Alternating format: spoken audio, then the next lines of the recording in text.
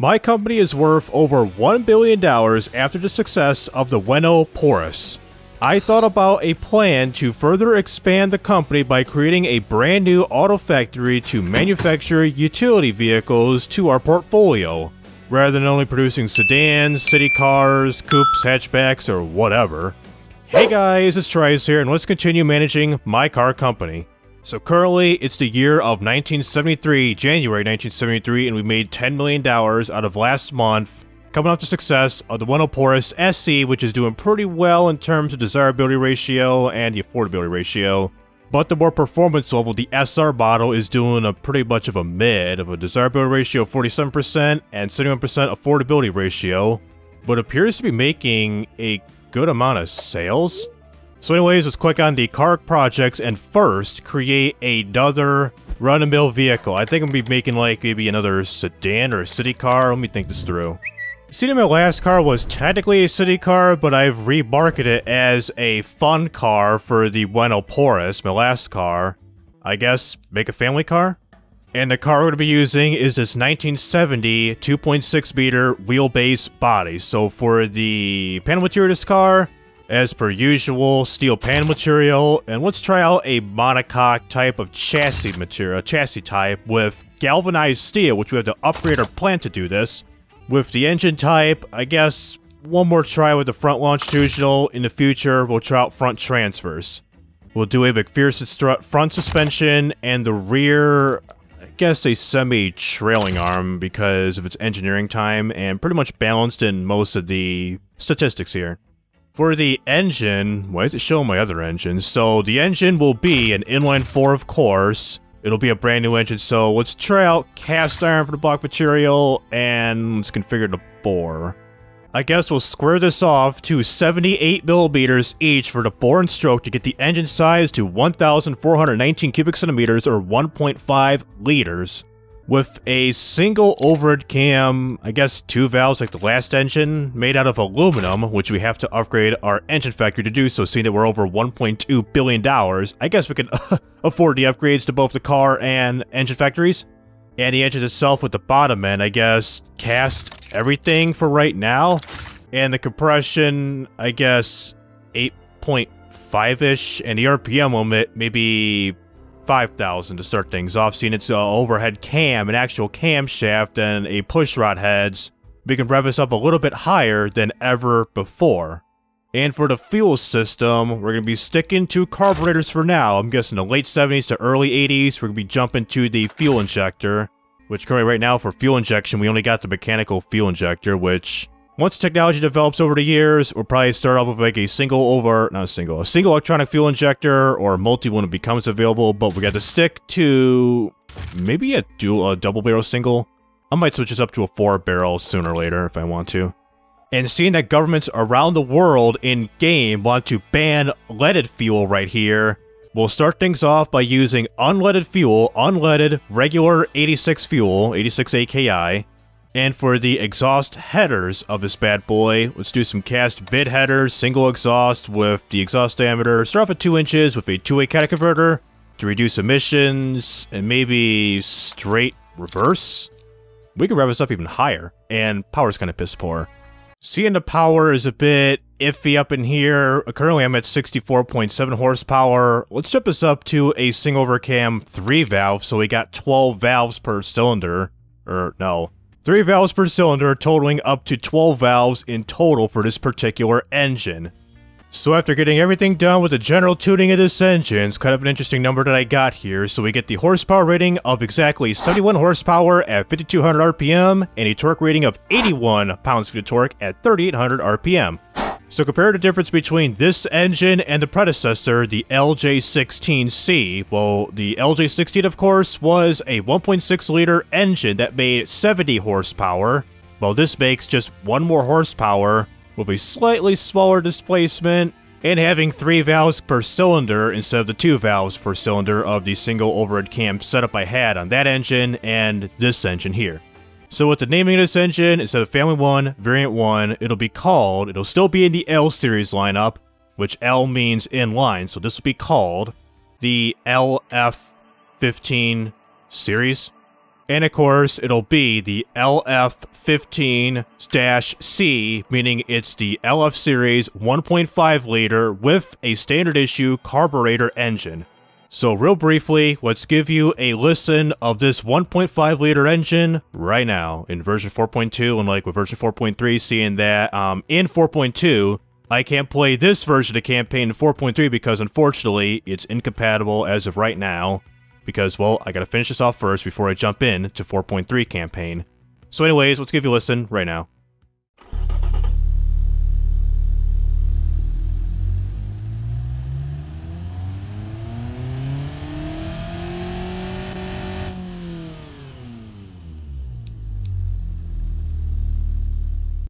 A somewhat high revving engine for its time at around 5,700 RPM for its redline, but it's a solid engine overall.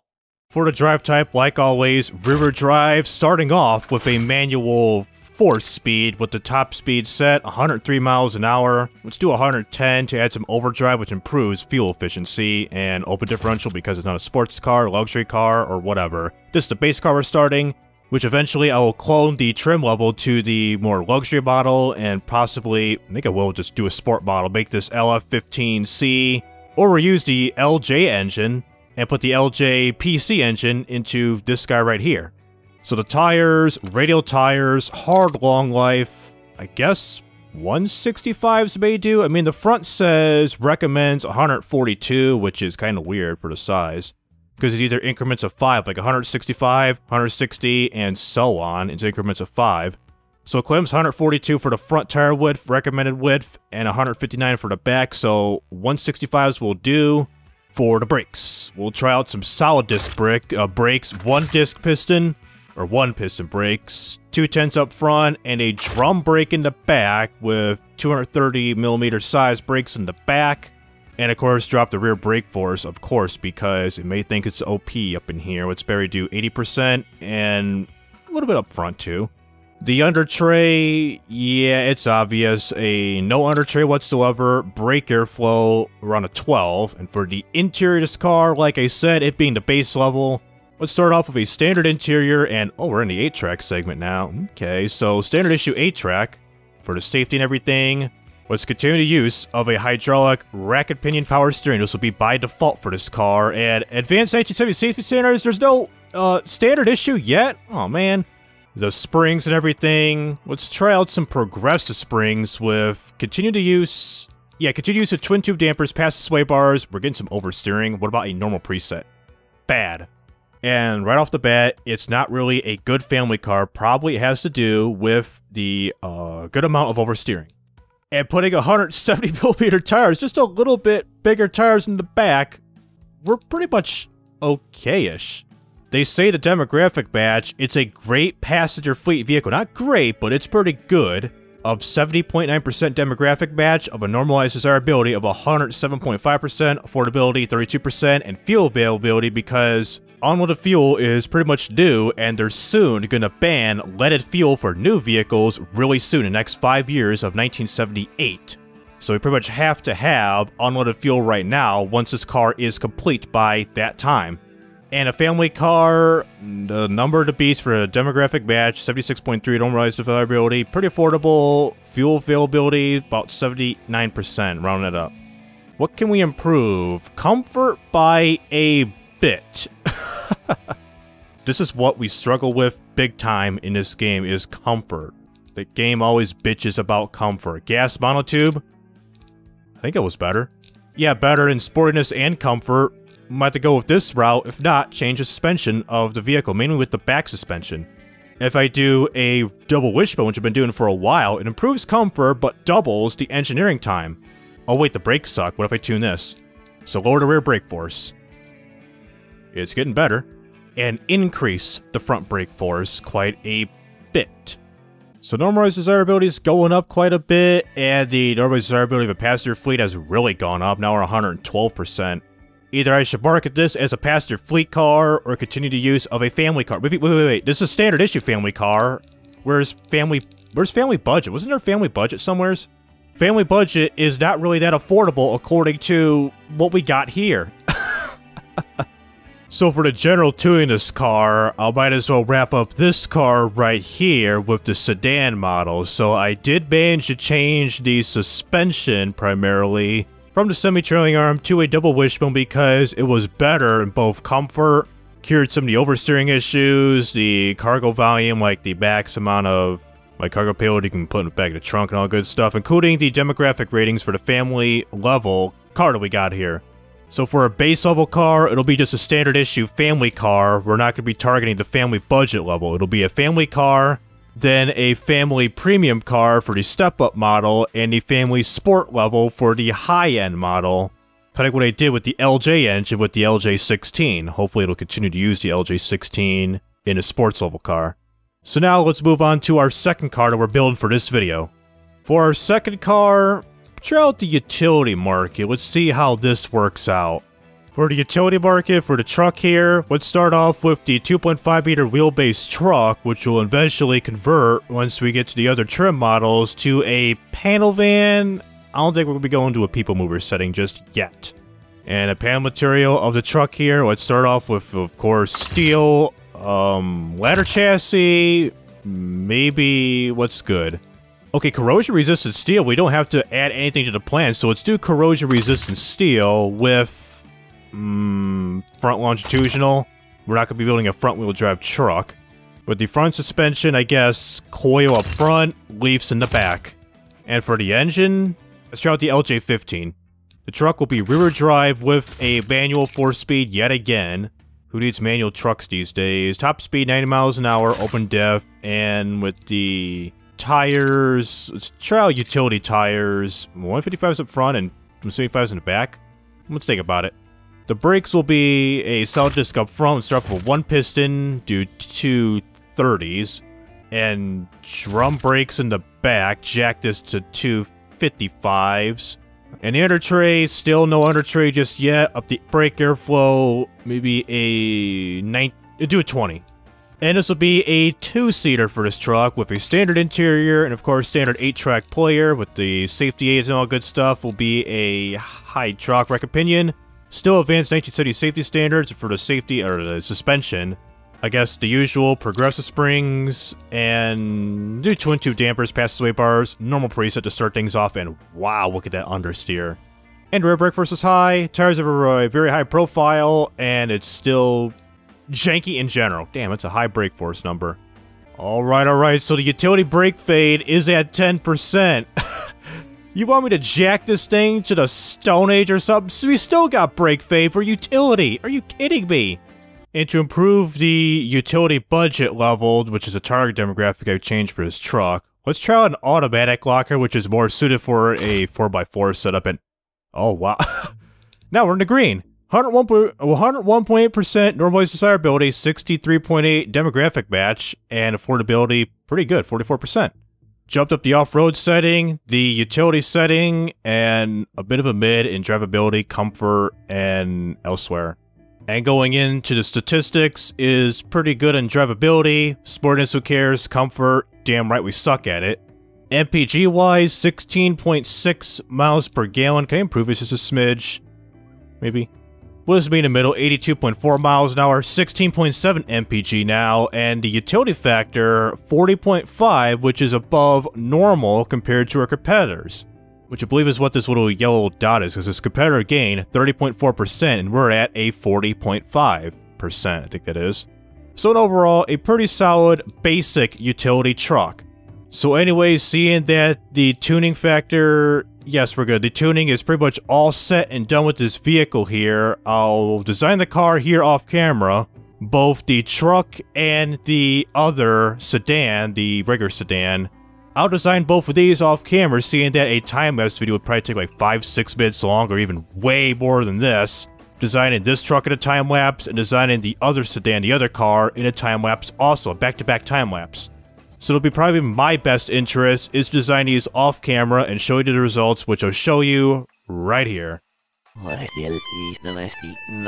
Alright, so after a total of nearly 7 to 8 hours of designing both vehicles, this took me 4 hours for the Ueno quartz. So with the quartz here, It's pretty much a hybrid of design similar to a Toyota Corolla and a Toyota Corona, basically with some parts of the front end and the rear end pretty much replicating a Toyota Corona of the 1970s.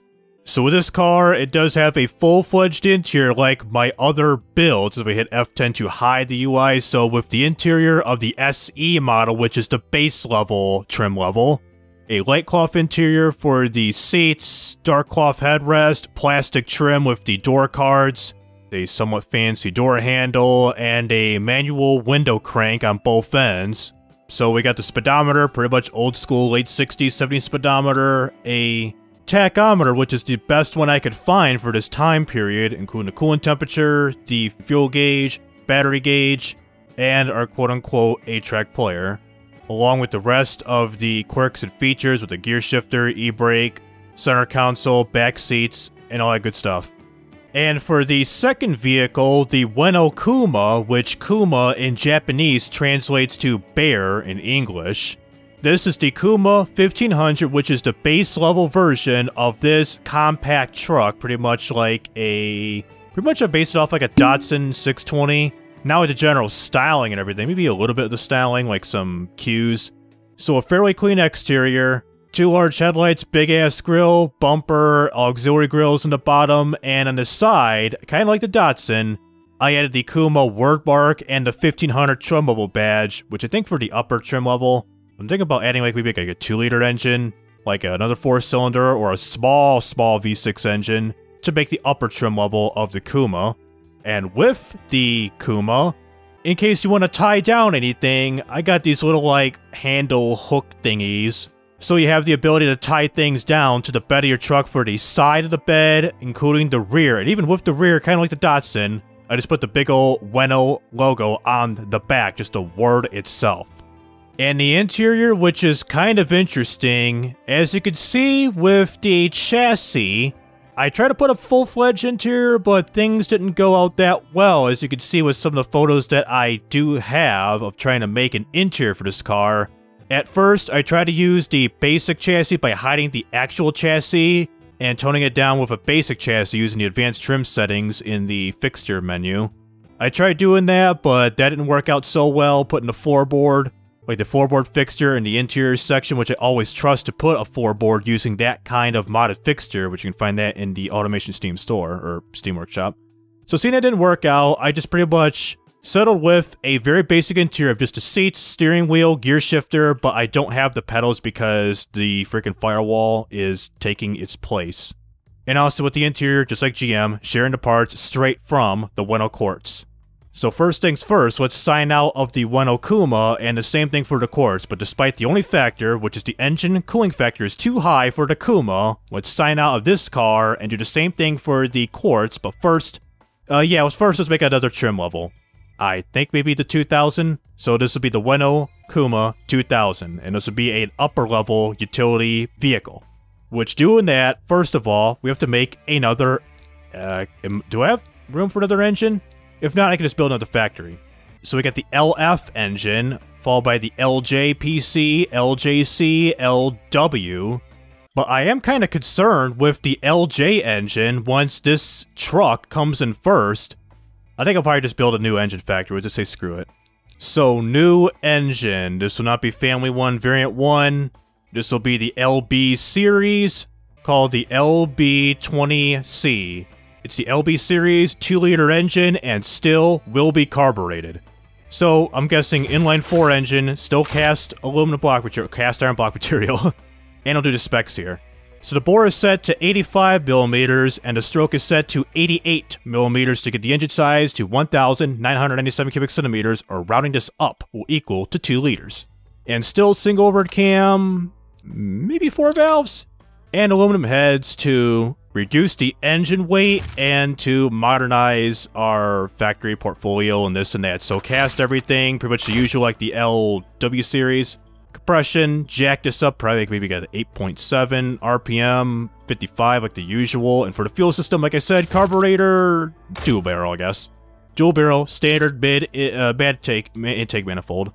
And since leaded fuel is going to be banned real soon, regular 86 AKI of unleaded fuel will be using with a cast bit header, single exhaust, two-way cats, baffle reverse. 89.7 horsepower, 5,000 RPM, and 108.5 pounds-feet of torque, 3,400 RPM. Seems pretty good right now. But even the desirability badge from utility budget has dropped down, of course, of having a bigger engine, and 83.3 for the regular utility. I'll see what I can do. So the engine, I'm finalizing this as 89.6 horsepower, 4,900 RPM, and a torque 112.4 pounds-feet of torque at 3,100 RPM.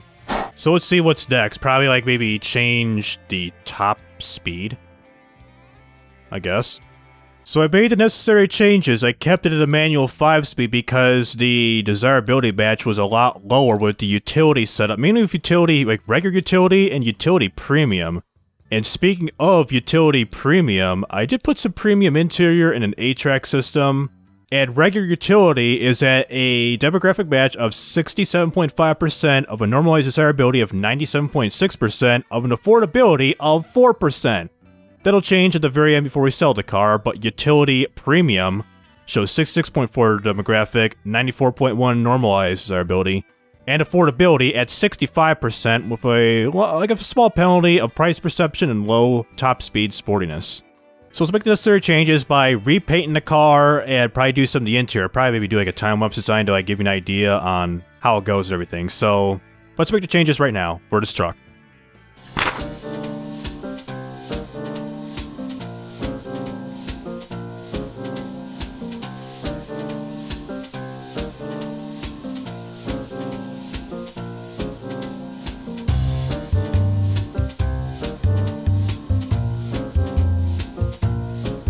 Alright, so the changes I made, as you've seen, was changing out the interior with the seats from a cloth to a leather type of interior, just a gray leather accents in between where your back goes and your buttocks, your ass goes on the seats. That's been changed to a gray leather interior color and a dark, pretty much this is quote-unquote black leather for the actual seats. Same thing for the armrest, this is also black leather. And that's pretty much what it is for the interior, and the paint job, change it to an all-white, and the black Ueno lettering has been from white to black. Help me. Help me. It's weird I have to do that for this fixture. So they can pretty much finalize this car, but I might change the market of this car, both the 1500 and the 2000. So despite the problems with the Kuma 2000, same thing, engine coolant factor being high because it's being maxed out, and the front and rear tires are wide for chosen tire compound and the load that they carry. Let's not decrease the front and rear tire width and go on to complete this design. So it claims as of right now, that's except for the engine, the LF15. So it says 45 months for the engine, the LF, 49 for the LB, and the truck itself, 40.3 months. So once the truck is ready to come out, quote unquote, it has to wait for the LB engine to be complete. So let me try to improve the reliability on this truck by improving the reliability slider just a little bit and do some of the other sliders too to release it a little bit later on par with the other two engines so that the truck can be ready when those two engines are just about to be finished engineering. So I got myself set to 44.4 months and 100% 5 reliability. Okay, not too bad, so we get some time to learn about this truck and the other things too along with it. Was I able to rename the LF engine? Yes. Yes, LF series. There we go. Now we're good. So let's get the LF engine done a smidge quicker, manualize this, and we're good. We got the LJ series for the vegan tooling plan already in effect, and the LW series, which... Is the LW the big engine or the small engine? So for the vegan tooling plant, we're gonna add the LF engine, which will work alongside the LJ series, I believe, or this will take its spot. I don't know. I think it'll probably take its spot because the LJ engine isn't a part of this project, quote-unquote, so this will be made obsolete in replacement of the LF series engine. I'm kind of getting used to the statistics of how it works in the game. So I believe we need an aluminum, right? Say, can I take a look at the engine? I believe I can when I still can. So it is cast. Oh, no, aluminum. Aluminum. Yep, gotta add an aluminum foundry to the frickin' factory. Let's do it right now for both of them. It'll set me back $240 million, but I have to. So it claims in September of 1976, we should see the LF series engine be complete with the LF-15C. And the LB, I guess we can go forth with this, but I haven't signed off the Ueno quartz yet. This is 48.9 months, not anymore. So bring it down to 48 months and put this to the Frunia tooling plant, and I believe this was also aluminum. So aluminum foundry, 160 because it's the large factory, so I'm about set almost a little over $250,000. And our factories have been utilized, fully utilized as of right now, but the other 2 engines will be out of here. So January 1977, this should be done, so in exactly 5 years? No, 4 years. I'm stupid. 1978 is 5 years. So if I go to the Fruity assembly plant, engine factory overworked, and engine used by a car in this facelift is not assigned to the production of your mother. So 1500 and the 2000. Okay, good. Both cars are way under the margin for the LF and LB for the matching load because they're both smaller factories. And nothing is really required for any of the factory add-ons for the Kuma. And it claims we're getting some marginal profit, but I pretty much gotta wait until this car is in effect and hurry up and get the quartz done. And that should be our big money maker, but I think I have to put a new factory. So what if I do the 1500? A mediocre profit, and the 2000 great profit, so the 1500 mediocre. And sell with no margin. Your dad's a margin. I see here we got no margin. What if I just click this? It wants me to sell cheaper! Man, it's gonna be a loss. This is a terrible-ass project. Yeah, this is a terrible-ass project. Y'all agree? Well, ladies and gents, it claims our first year, we're gonna die and make some mediocre profit, just explosive profit, midway and through the long run. That's what the margin set to 20% of $6,950, I believe, and a 2,000, about 10 grand here, but I'm not a big fan of the price. Maybe exactly 9 Gs. Yeah, we're screwed. I'm thinking of taking a bet and finalizing this to 20% margin for the 1500, 40% margin of the 2000, making some losses, but should make big buck over time with this truck alone. And it claims by January of 1977, this entire project should be done. So it's complete the design and take a big ass... Oh, this project needs to be complete, so stand by. Yes, I think I have to create a new damn factory, but I need to do some trim levels with this car. Like the SE, SL, and probably hold off on the SR because of potential budget concerns with the Kuma. So let's work on the SL, which I'm pretty much going to be making this as an automatic transmission, automatic 3-speed, and maybe put the LB engine, but I'll make the edits right here.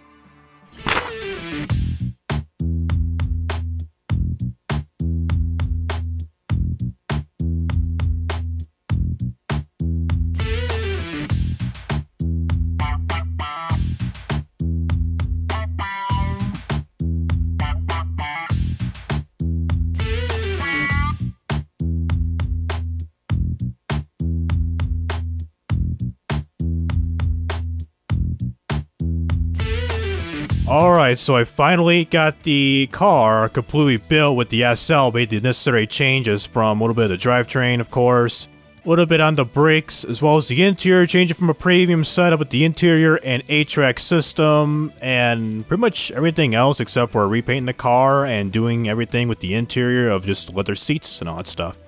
So let's finalize this car, which I also changed up to a utility or a family premium, which has a normalized desirability of 122.7%, demographic match of 72.9%, but affordability of 1%. I might change this engine up to an LB series, so let's finalize this car for now and see what I can do about maybe creating an SR trim level to sport level. And wow, look at that, so going from family 95.6 to family premium 122.7. Damn, that's a huge ass difference. A 61.2 months? Oh my god, man, let's make this even shorter, like under 5 years. So 59.7 months, factory management. Yeah, we're gonna be having to build a brand new damn factory, oh man. So let's go to good old Frunia. And what was my old factory name? Hold on, was it just Frunia Tooling Plant? Fruity Assembly Plant. let's change this up. So, from Car Factory 2 to Nutty Assembly Plant. Yes, sir, we're now called the Nutty Assembly Plant for this factory. We'll throw up a large factory, large plot size, and large one steel. Galvanization is a requirement.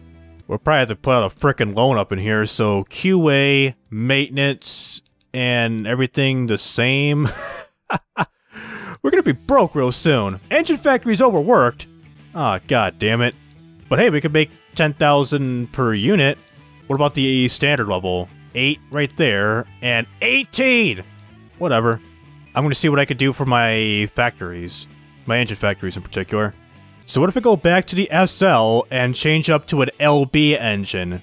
Because they don't want my factories to be overworked, so there's gonna be a conflict with the Kuma, both the Kuma 1500 and with the Quartz here. So change up to an LB, just flat out just say, screw it, we're doing it live. Ooh, look at the line. And apparently we are just over the line, not just over, but under the line of the LF engine. But the LB, we're doing great. So I'm going to be making the changes with the LB engine for the SL series, just to make things a little bit more smoother, more better, and to conform a little bit for the family premium, which I believe it's just the speed, first of all, the speed. There we go, jack to 115 miles an hour, 21.2 miles per gallon. I can increase it a little bit. Alright, so I made the changes. We're getting some slight, very, very, very slight brake fade, but who even cares? So the demographic batch, I believe, was at 128% to 128.6 desirability. Demographic 74, so we're good on the Quartz. We should be, right? Factory management looks pretty great at the moment. And god damn. Well, we're making good amount of money for the Quartz, but this is way too much. What if I change this, which will increase it, but... yes, short run we're making good money, but it drops off in the long run. So let's just make this a little bit more realistic. Maybe 10,000. So get it down to 50%, almost 51. Which of course will be making less money, but to make this a little bit more realistic per se. And the SE to 37%, 769, which will probably have a little increase overall. Yes, we do. So finalize the SC at a 37% margin, 51.5 for the SL. We're not going to be making the SR trim level because of potential factory concerns and the budget right now in case this becomes a big-ass flop. But I'm going to be definitely taking out a loan in light of the new factories we are retooling, rebuilding, and redoing. So the loan period, or loan tenature, 48 months, which is 4 years.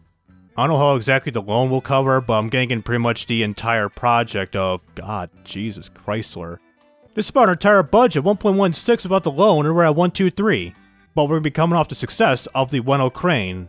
So kids, let's say a prayer, in case this becomes a big flop. Dear Killrob, on behalf of Camshaft Software, don't make me go bankrupt. Amen. Take out the loan, and let's go. So yes, looking at everything with the LB, the LF, the Kuma, and the Quartz. The Quartz and the Kuma are going to be released together. Nice. But we're going to be having a shutdown. Oh, this is configuration for the Nutty. The Fruity will shut down for retooling once this takes place. When the Kuma and Quartz becomes released, the Fruity a tooling plant, some retooling there, and some retooling for vegan, which I believe are the upgrades to make way for the aluminum foundry. So anyways, let's go forth with our timeline. So from January, February, March, April, May, a little bit of profit, so who cares? So let's keep on going in case something really good or really bad happens. So as the factories becomes retooled, the LW series and the LJ series for the Ueno Porous are no longer in production, my previous car, and we're about to be preparing for the launch of the Ueno Kuma and Ueno Quartz as we begin to lose money and refresh costs. Pay $7 million? That's fine. The tooling plan was okay to begin with. Will it be the same thing for vegan? Did I do it for vegan or fruity? So with the car, slow this down. It's January 1978, and the Ueno Quartz is doing pretty well, and... stand by. Alright, Quartz has complete engineering, the Kuma, LF, and LB series, and let's wait for it, $3 million. Making a massive amount of profits, but this is pretty much going to be a mediocre... mediocre. Let's wait until probably the end of the year, unless I have to stop because it's getting terrible. Yes, the Kuma is terrible because... what is going on? For shortfall? Yeah, we're making losses. I think I'm never going to be doing a utility vehicle ever again if it continues at this rate. Because I know there's going to be losses in the first year, but it should have recovered in the future, as it said, but I don't think it's going to be the truth or not. So end to the year of 1979, and bring these cars to Beam and G. So January, excuse me, I hit pause for damn sake. Now February 1979, we're losing $12.5 billion, well over $12 billion per year, because of the unsuccess of the Ueno Kuma, and a drop in sales of the Ueno Quartz. Look at the financial report. Car production, $1 billion. Loan repayment, $290 million. I think this probably was a mediocre idea putting out a loan. The construction car factory, $49.5 mil. Engine factory construction, $61.3 mil. Engine production in general, $316.1 million. And in total revenue at the bottom, the Kuma is doing, $328 mil. Quartz, $1.3 billion. The interest, around $34 mil. The loan itself, $57.2 mil. And that's it. So we got more expenses than revenue, which is a terrible thing for a business. So let's prep all these cars from the Ueno Quartz and the Ueno Kuma to Beam and G to see how these cars drive if this were to exist in real life for both cars. So here we are at the automation test track, and we're doing a time trial run of all 4 vehicles, starting with the Ueno Quartz SE, then the Quartz SL, then the Kuma 1500, and the Kuma 2000 by doing 1 lap using the short race course layout of this here track. So let's start things off with the Ueno Quartz SE in 3, ready, go. Not the usual 3, 2, 1 like you're starting from the actual starting line like as per usual, but in a rolling start, it's ready, go. I gotta get used to that. So we're not gonna get a 0 to 62 as of right now, because for the campaign series, I don't do the base performance test like I normally do for the sandbox mode of automation. Like I build the car in sandbox, do the time trial, like not time trial, but a time lapse of building the design of the car, where sometimes I do build an interior, but mainly the exterior and all good stuff. But for the automation to Beam and G videos, like the regular automation Beam and G from the sandbox mode, not the campaign mode. The sandbox mode, I do use the base performance test to measure the 0 to 62, the acceleration test, and the 62 to 0 brake time, and try to get a top speed run if it can do a top speed, and the Beam and G upshift, downshift, do realistic gearbox for everything. So with the Ueno Quartz, with this name, well, back in like 2020, I believe, under my Misjectable 0 Days, the previous channel, if you came across that video of building a Japanese sports car back in the day, is that the original Ueno Quartz was made in 1995 that had a turbocharged inline-6 engine making 276 horsepower, which is supposed to conform to the Gentleman's Agreement Act back in the day where all cars, especially Japanese cars, were limited up to 276 horsepower or 280 metric horsepower, which is PS. And that car pretty much kicked off the Ueno name back in the day, which had pretty much revived it for this campaign series. In a time, 1 minute 31 seconds, 965 milliseconds. Which the first place car is the Harris Lasky, which was the high torque truck from a couple years ago. So free roam, crash the car. With the explosion of the interior, exterior parts, and the grill bars and all that good stuff as we crashed dead square into the tire barrier. Now let's drive the SL version of the Quartz. So we got the Ueno Quartz SL, the more luxurious model up in here, so let's get ready to start this bad boy off and ready, go. And I forgot this is an automatic transmission, not a manual, kind of like the SL, and both of the Ueno Kumas, the 15 and 2000, 1500, 2000, and 0 to 62. 11.37 seconds, 630.18 feet. Damn, that's pretty selfish of just trying to get a 0 to 62. For consistency's sake, I'll restart it. So into the corner. Way better than before, other than trying to late brake it, trying to selfishly get a 0 to 62 time while I get an interior view going with the non-existent gauges and the steering wheel that don't work, and... ooh, a little bit of oversteer. Calm down, brother. And the time I do have to beat is a 1 minute, 31 seconds, 925 milliseconds, I think? And also, ease up on the brakes. Now go hard because I was a little bit concerned about brake lockup, trying to hinder the actual braking performance to get down into the apex. But it seems like with this car, we're doing pretty well because, well, one, it being a 2-liter 4-cylinder engine, it being a bigger engine and making almost 90 horsepower compared to 71 horsepower of the 1.5 engine. A little bit hectic there. It coming into the straightaway, so the car pretty much handled pretty nice. Brakes are pretty realistic, around like 60-70% of brake pressure. That's where you start to see the lockup kick into effect. And a 1 minute, 29 seconds, 27 milliseconds of a total time of 1 minute, oh, right there. So beat the car by almost 3 seconds, if my math is correct. Yeah, almost 3 seconds, so the Quartz SL beat it by a good margin. Free roam we go. Exposure of our parts we go again. Front right tire, brake and all that stuff was broken, and we're still going because of the torque converter doing its job. Now we're in neutral. Now let's step it up to the Ueno Kuma. Now with the Ueno Kuma, ready, go. Fair launch, but it'll have to do. Why do we have electronic stability control ESC in the bottom right? This is a 1970s car. Well, whatever floats your boat, game, whatever works. That was a premature downshift. And I could feel how slow this truck is right here, so it takes a while to get up to 62 miles an hour, which is 100 kilometers. And I'm basically just like flying through the gears, no problem, how the gear ratios are set up because the top speed claimed like 90 miles an hour I got set to. Something like that. Ooh, that's a healthy apex right there. Unlike with the Ueno Kuma, both the SC and SL did mediocre because of the brake lockup and turning a little bit too late because of that. And coming to final corner, this truck handles pretty well. Look at that. Other than a slight oversteer right there, around 40 mile an hour corner with some moderate steering, so this thing is pretty quick. Wait, am I gonna beat the time of a 1 minute, 27 seconds, 503 milliseconds? Are you kidding me? This car is quicker than the Quartz by both the SL and SE by a landslide. This is a joke.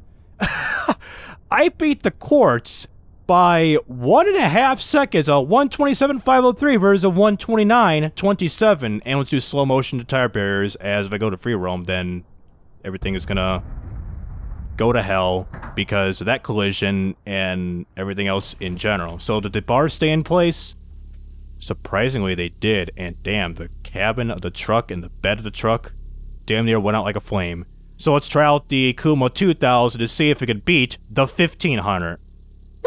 And the final car, the Ueno Kuma 2000, with this tight-ass interior setup because of how complicated the conflicts were, all that stuff with putting an interior with the truck, and you're not hitting me to hit that button. So let's do a ready, go. First gear launch. Second gear, here we go with this 2-liter engine. And just for the heck of it, let's do a selfish 0 to 62. 0 to 62 in 11.68 seconds, 688.69 feet. That was a nice number. So cornering, how it compares to the early entrant to that? I guess I used my apex as well, right, chat? Out of the first one, I was going to smack into the tire barrier, but I was pretty much like hugging that tire barrier pretty well. And it probably could have downshifted earlier to 3rd gear rather than staying in 4th gear so I could have some quicker acceleration, but whatevs. And coming to our final corner, final straightaway, we're going to be in the 120s, so I don't think we're going to beat the Harris-Lasky, so in the 120s, 21, 22, 1 minute 22 seconds, 426 milliseconds, so we beat the 1500 by 5 seconds, right? Yeah, 5 seconds.